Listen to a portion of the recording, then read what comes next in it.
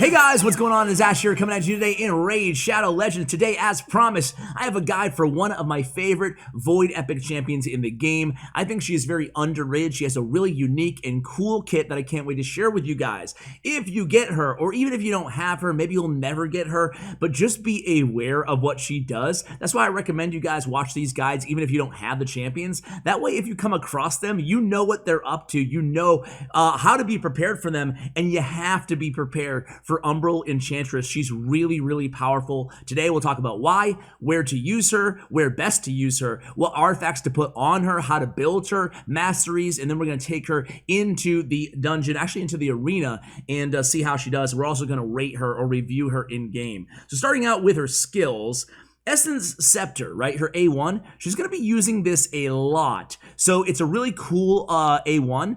It actually does a decent amount of damage, and it scales off defense, which is the best way. Best champions in the game scale off defense. You can build them to be super strong and hit super hard, right? So her A1 does hit super hard when she's low on HP. And it's kind of a great synergy in her kit. That's what I love about her so much, right? So she's going to be using her A1 a lot because her A3 puts all her other skills on cooldown for 5 turns. So you're going to be stuck with just using A1. Now, the cool thing is her A3 has a provoke, but it puts an unkillable buff on her. So what does that all mean? It means she's going to be using her A1, and a lot of the times when she's using it a lot, her HP will be very low because of that provoke debuff that she casts on her opponents, okay? So HP's low, well, this damage scales when her HP is low. So her A1 does more damage as her current hit points decrease. So if she's close to death, even with the unkillable, she's going to be hitting really, really hard on her A1. Okay, A2 is Immolate. Immolate attacks all enemies. Really cool A2 too. 100% chance when booked of placing a block buffs debuff for 3 turns on a 3-turn cooldown, but the cooldown is not really that relevant for her in the arena. We'll talk about why on her A3. But 100% chance of placing a block buffs debuff for 3 turns is another reason why I have her in kind of a flex spot in the arena. And she's really good in dungeons against like those apothecaries. She can totally, absolutely disable their speed, their heals, everything, okay? So really good against kind of the mob waves in Ice Golem and in Dragon's Lair. And just the block buffs is really good in arena. You can use this before her A3 oftentimes, especially if your opponent has like a Valkyrie or something, right? And you want to stop that counterattack before it even starts. Just block or whatever, a Seeker or an Apothecary or whatever. It's really, really good in those situations. So again, she is kind of, for me, I use her in a flex role. If I see that Valkyrie, if I see that Skull Crusher, that whatever, I'm going to go in there and I'm going to run my Umbral and start with the A2. And her A3 is Undying Evil. This is what makes her so unbelievably strong. Attacks all enemies. It is a hard-hitting AoE. She does a lot of damage. It scales off defense like all her other abilities. You're going to see her A2 and her A3 both hit really hard. Almost as hard as like Skull Crown, guys. So, attacks all enemies. Places 80% chance has an 80% chance of placing a provoke debuff for 2 turns that can be booked up to 100% chance. So, 100% chance of placing a provoke debuff, meaning that, what is provoke, guys? You guys already know, but just because we do this in every video.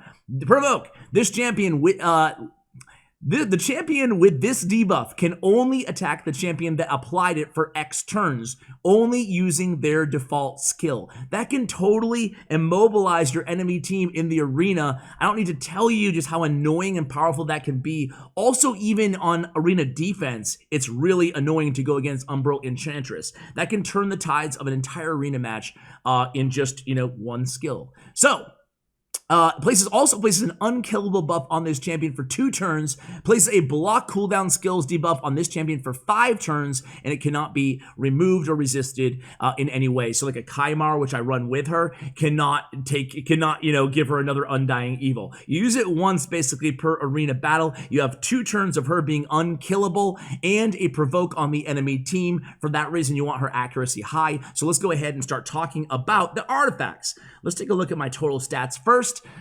So I have her maxed out. And again, guys, I have these champions maxed out for these guide videos, and I go ahead and put my resources into doing that. Her I already was going to max out anyway, but I think that obviously you guys aren't going to be maxing all of these champions, but I do it just to show what they're capable of. So, that's the reason these stats are pretty good in most cases. Her HP is not very high, but again, she has that unkillable buff, so I'm not worried about her HP. Her attack is whatever. Her defense, 5,006. That's a really high defense on her. I'm going to talk about how I built her kind of in a unique way to make sure I had that really high defense. Why is the defense so high if she has the unkillable? It's because all of her attack skills also scale off of the defense. You want that as high as possible to do some serious damage. Her speed is a little slow, but that's all right because I always run her with turn meter manipulators or boost in my team. So I run her with Seeker right now. That's going to give her the turn meter manipulation in Kymar, okay? So not worried about 144. I don't mind if she is the slowest champion usually on my arena team. Same thing goes for the dungeons. Crit rate 90, would like 100. Crit damage 156, okay. And the debuff accuracy 207. I really want to aim for over 200. If I was going to run her end game arena, it would have to be like 350, 400. That's insane, right? But I don't have you can see the banner. I don't have an accuracy banner on her right now. I have a speed banner with 18 on it. So that's the reason I'm keeping this banner on. Ideally, this would be a accuracy banner, but I love that speed coming from this banner. I got the 2 rolls on it, and then I glyphed it out to 18. So I don't know. What do you guys think? Should I go back to accuracy? I'm not having a problem landing all of her debuffs at 207 right now, which is where she is on her accuracy. So let's talk about the sets, right? Defense is really important. Accuracy is really important. Speed is important as well. And of course, getting that crit rate and that crit damage up as well. So those are the stats that you want to be focused on. I'm going to go ahead and show you how I built her. Again, we have the accuracy set here. I think this is the only artifact that I have on her that does not have a defense percentage. But you guys can see why I like it. It has that speed on there. It has that crit damage. Actually, it's not even that great of it. Now that I look at it, I'm like, why do I have that? I guess I was just trying to complete the accuracy set, but I can definitely upgrade this weapon. It's not a bad weapon, but it's not that great on her. So then we have the helmet crit rate. We also have the defense roll on there. We have the defense on the shield as well, 13 plus 2.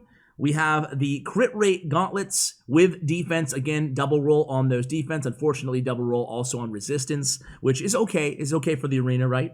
And then I have a defense on the chest, defense percentage. And then because I have that speed on the banner, because I have the speed on the chest, and I just have pretty good speed artifacts overall, and this is like where you get to, towards the end game, I guess you can try to like get these crit rate or the speed. You can try to get them from other sources. So that gave me the luxury of being able to put on defense boots on her. Again, speed boots would be nice. She'd be so much faster in the arena. But with the turn meter boost I have already, I'm comfortable running defense, so she hits like a truck with 5,000 plus defense. That's why I have the defense percentage. So you guys could go with speed on the boots. You could also go with defense percentage if you have good speed on your other artifacts.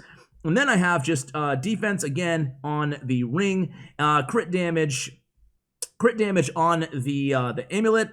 And last but not least, again, we already started with the banner here. A defense banner. It is 6-star epic, so that's really, really good. One of my better banners, actually. So those are her artifacts, guys. I really like the way I have her built right now. She hits super hard. She's always landing her debuffs. And yeah, I'm just really happy with that. So let's go ahead and cover her masteries here, guys.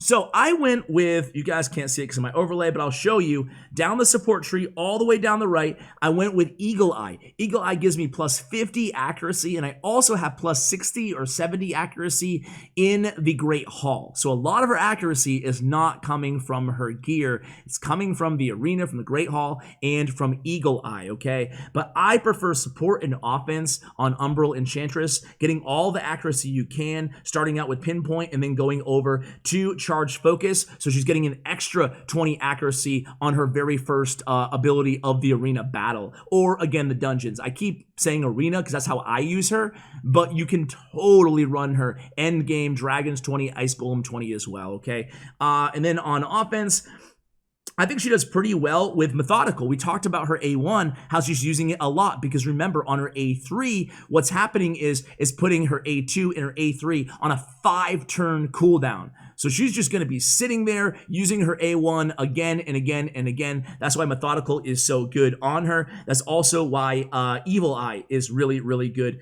on her as well. So Evil Eye, I went with Master Hexer. Master Hexer really good as well with the Provoke and the block buffs debuff that she has. So those are the masteries that I went with my Umbral. Now let's go ahead and review her, and then we will take her into the arena. I definitely give her a 5 on arena offense and a 5 on arena defense. I see her as somewhat of an arena, well, I was going to say specialist, but she's good. In Ice Golem's Peak, I'll give her a 5 there as well. Definitely viable endgame, and Dragon's Lair 5 as well. So I think those are the best 4 places to run her. Campaign locations too.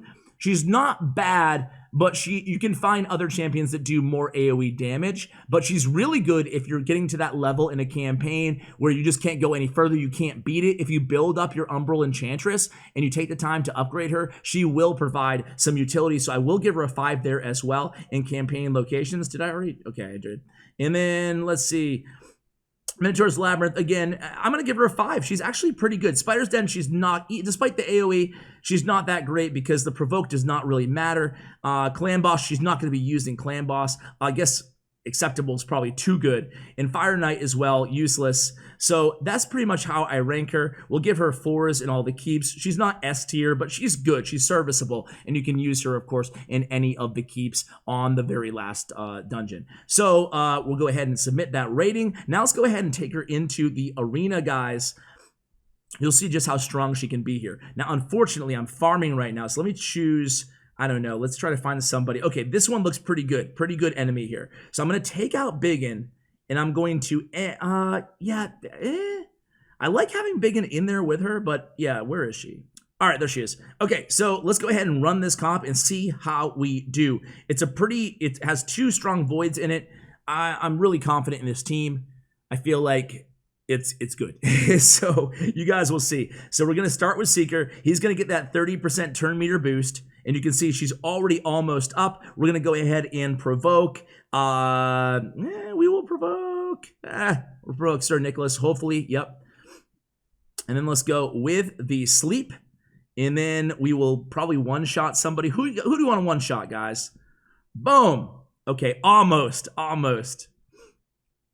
Now, check this out, guys. We're going to go ahead and go with... let's see how much she does in her A2, and then we'll use the A3. So 20,000 or so, not too bad. Again, she hits pretty hard, 20K or so, and these champions also have, fairly decent defense. So now we'll Kymar, we'll get her in again. She probably won't even get a chance to go again here. Just going to be one-shotting everybody. Nah, she'll go one more time, maybe. Yeah, she'll be up next, and she'll finish the job here.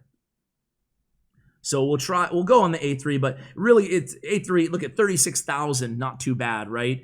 So let's go ahead and start another one. This next one, I will go ahead and I'm trying to find an opponent who is high in team power at the very least.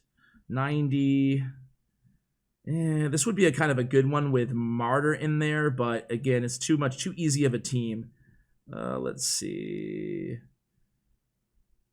Okay. This is all right, I guess. I mean, none of these are going to be super challenging, unfortunately, but you guys will get the idea, right? So this time we're going to start with their A3. Undying Evil, I believe, is the name. So we're going to go ahead and provoke their Seeker. When you have Seeker versus Seeker, I always provoke their Seeker, for the most part. That way I can just stymie their momentum. We'll one-shot Seeker, might as well. Usually you don't want to one-shot the guy that you just provoked, but it doesn't matter. So now we're going to start with the Undying Evil, guys. Check out how much damage it does here. Boom. Okay, that wasn't actually that great, to be honest. But you can see now she has the Unkillable. She has her turns locked for 5 turns, so she can only A1.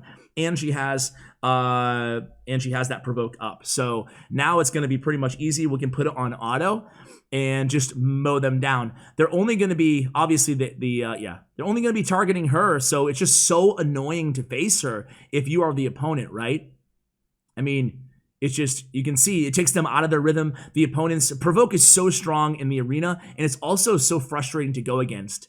I hate going against a really strong provoke team because it's like the battle is lost and you just sit there and watch your champions spamming their A1s for 2 turns in this case, and it's GG's, right? So I'm gonna do one more really quick battle. I guess we'll go right over here, and then after this, I will go into Dragons 20 just to see how she does against the 2 waves of mobs, which again is where she really excels. She can really help out with the provoke and just keep everybody alive. You ever have like one of those dragon runs or whatever where, now I'm gonna just put it on auto and see how she does, but just Undying Evil, boom.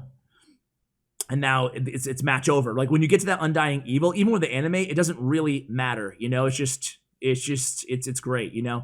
But anyway, when you get to dragons, you ever do like a dragons run and one of your champions, your main damage dealer or whatever, just doesn't make it to the dragon for whatever reason, RNG or whatever? When you run her with the AoE provoke, the Undying Evil, you do not run into that. Like she always gets you to the dragon, and then you might slow down a little bit because she's not as good against, like, you know, versus a really strong heavy hitter, but she's serviceable, right? So that's how I use her. Let's go ahead. Next time I'll make sure I push up arena a little bit more. I'm gonna share an arena champion, but you guys get the idea of how strong she can be, right? Let's go to Dungeons. I don't even think I'm going to edit this one out. Dragons 20. By the way, guys, I'm going to run my very first community tab poll.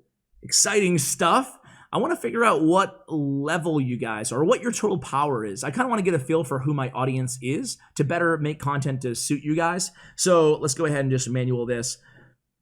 So if you guys could take a second to go ahead and let me know. Actually, I probably should. I'm just going to auto it so we can actually have an accurate time of how fast you can burn through these waves. We wasted probably like 5 seconds there. So we'll see how fast we can burn through.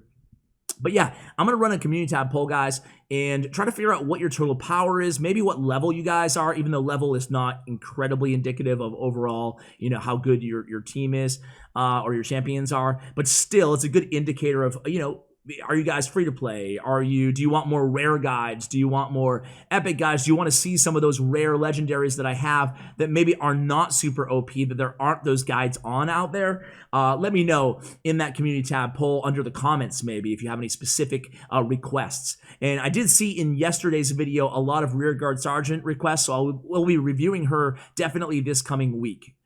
So you can see, guys, again, we are not moving at lightning speed. I'm not going to kid you guys, right? But at the same time, nobody is being touched from our team. Just really, really solid. Everybody at full health. And that's what you're going to get with that provoke on the 2 trash waves. And then we can just poison down. We also have the takedown on Royal Guard in this comp. I could probably tweak this comp a little bit, make it a bit better to better suit and kind of highlight Umbral Enchantress. But either way, we're going to have no problems whatsoever. And you guys can see, did she just use yeah.